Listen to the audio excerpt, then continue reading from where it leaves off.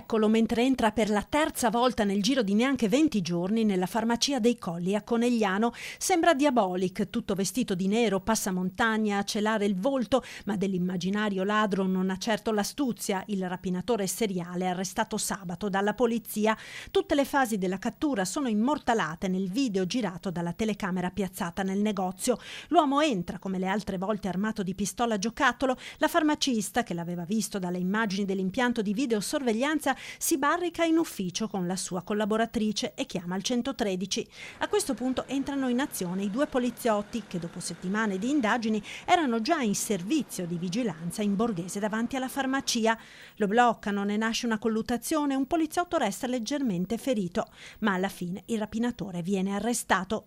Si tratta di Luca Roberto Pasquino, 38 anni, di San Dona di Piave, rapinatore in trasferta, visto che si è scoperto che sabato scorso, come pare anche per le altre due rapine, l'uomo salisse in treno alla stazione di San Donà per raggiungere e razziare la farmacia prescelta.